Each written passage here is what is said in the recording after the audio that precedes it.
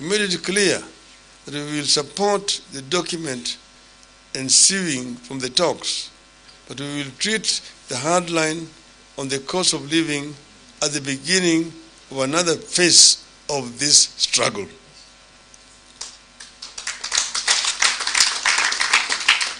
We will seek other ways to press the government to listen to the cries of the people and bring down the cost of living.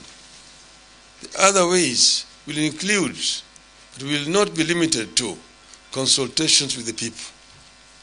At all times, we will retain the right to call on the people to take steps that we deem necessary to force the government to lower the cost of living.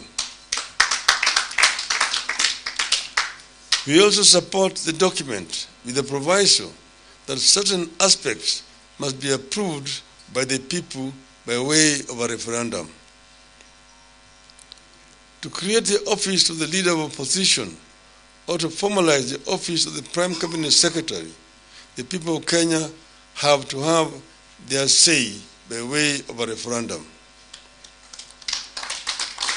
Besides, it is a constitutional requirement that such significant restructuring of government must go through a referendum to avoid the mischief that may be played by some people going to court.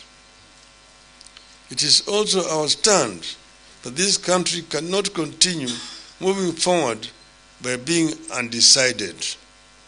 We have to agree whether we want a parliamentary, presidential system, or a hybrid system. Thank you. End of the statement.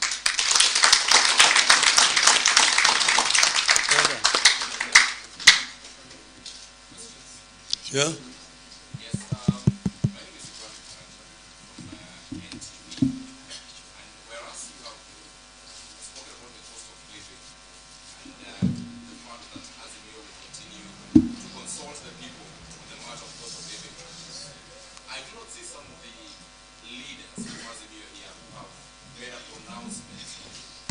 Rejecting this particular report. I'm speaking about Martha Karua and also Eugene Wamalwa, who's a member of that particular committee.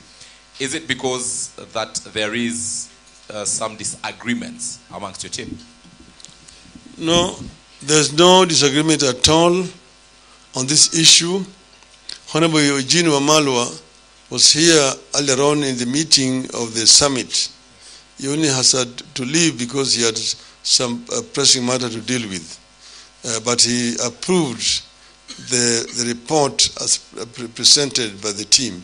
He had not been in the country when this report was being signed, but he's going to append his signature on the report. Honorable Martha Karua is out of the country. We talked to her earlier on today. She is in Hargeisa in Somaliland, but she's traveling and will be back around 1 a.m. this morning. So she has no issue at all. Another question here. My name is David Muthoka from KTN. And yesterday the High Court came out to render the housing levy unconstitutional. But the joy amongst the majority of Kenyans was short-lived when the stay order was issued yesterday afternoon. And senior government officials today, including Lanciers Alice Wahome, have now come out to tell employers as well as workplaces that if they do not remit this 1.5%, then they will be fined and that there will be consequences.